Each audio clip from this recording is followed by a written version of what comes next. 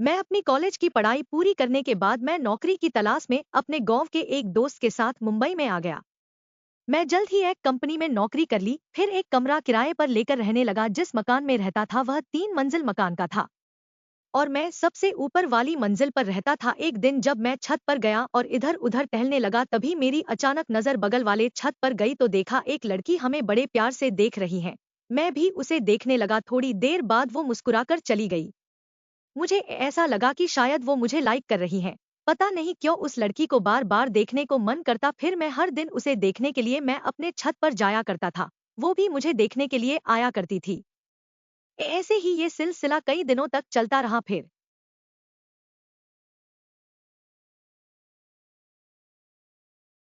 मैं किसी तरह उस लड़की का नाम पता किया। उस लड़की का नाम माया था।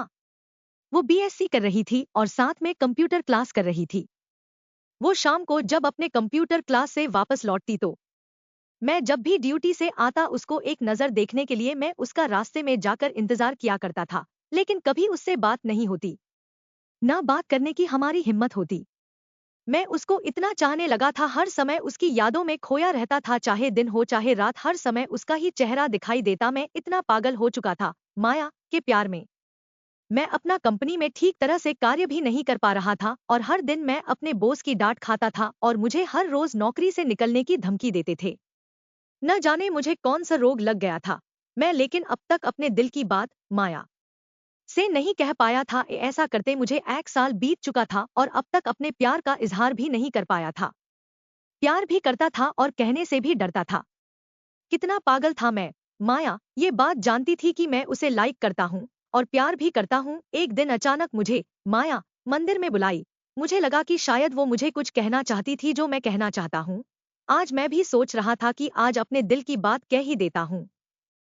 मौका अच्छा है।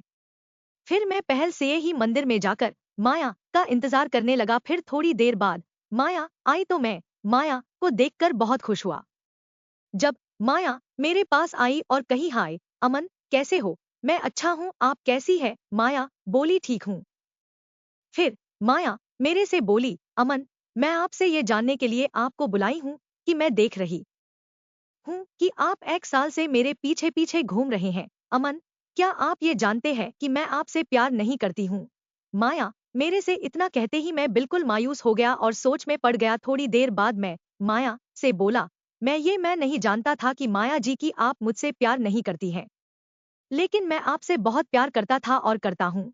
आई लव यू माया। इतना कहते ही माया मेरे से कहने लगी, प्यार एक तरफ से नहीं होता अमन, प्यार दोनों तरफ से होता है। क्यों अपना भविष्य मेरे पीछे बर्बाद कर रहे हो? मैं माया मैं आपसे प्यार करता हूँ और आप फ्यूचर की बात कर रही हो। मैं तो आपके बिना जी नहीं पा रहा हूँ, हर पल आपकी यादों में खोया रहता हूँ। माया अमन, मैं आपसे प्यार नहीं करती, मैं सिर्फ अपने फ्यूचर से प्यार करती हूँ। आज के बाद मेरे पीछे मत घूमना, नहीं तो अमन आपके लिए अच्छा नहीं होगा। मैं माया, क्या मेरा प्यार दिल लगी तक रह जाएगा?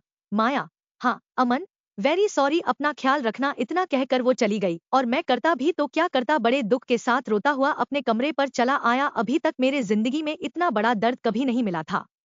माया मुझसे एक पल में बेवफा हो गई और मुझसे दूर हो गई। दोस्तों, आई लव यू ये इन 3 शब्द सुनने के लिए अब तक पीछे पीछे घूमता रहा और जरूरत पड़े तो मरने को भी तैयार था। इन 3 शब्दों के लिए उसकी छाया, उसकी धड़कन, उसकी सांस बनकर उसके पास रहना चाहता था। लेकिन इन्हीं 3 शब्दों के लिए अपना सब कुछ खोकर आज मैं पागल बनकर रह गया हूँ। उसके दिल में क्या था ये जानने के लिए मुझे 1 साल लग गया, मगर गलती माया की नहीं मेरी है। लड़की के दिल में प्यार है या नहीं ये जानने के लिए 1 घंटे, 1 दिन, 1 महीना काफी होता है। लेकिन मैं 1 साल से उसके पीछे पीछे घूमता रहा। कितना पागल हूँ मैं। लेकिन इस पागलपन का शिकार एक अकेला मैं ही नहीं, मेरे जैसे नौजवान लाखों हैं, करोड़ों हैं, जो मुंबई के मरीन ट्रैक में, कोलकाता के पार्क स्टेट में, चेन्नई के मरीना ब्रीज में या दिल्ली के कर्नाट प्लेस में, हर शहर हर गली में सच्चे प्यार के लिए पागल बनकर घूम रहे हैं।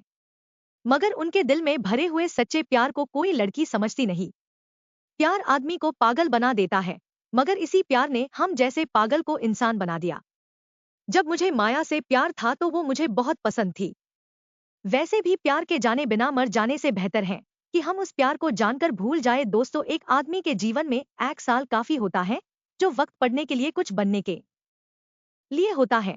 वो एक साल मैंने पागलपन में खो दिया। दोस्तों जो मेरी तरह प्यार में पागल होकर अपनी जिम्मेदारियों को भूल गए हैं, शायद जो बात मेरे दिल से निकली है आप लोगों के दिल में असर कर जाए। दोस्तों मुझे ऐसा प्यार नहीं चाहिए।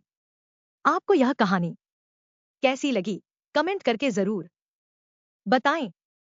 अगर आपको यह कहानी पसंद आई हो तो इसे लाइक करें और अपने दोस्तों के साथ शेयर करें। अगर आप ऐसी ही और भी इंटरेस्टिंग और रोमांटिक कहानियां सुनना चाहते हो तो चैनल को सब्सक्राइब जरूर कर ले और बेल आइकन ऑन कर ले ताकि आपको मेरी हर कहानी समय पर मिल सके।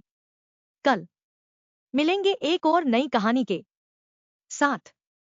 धन्यवाद।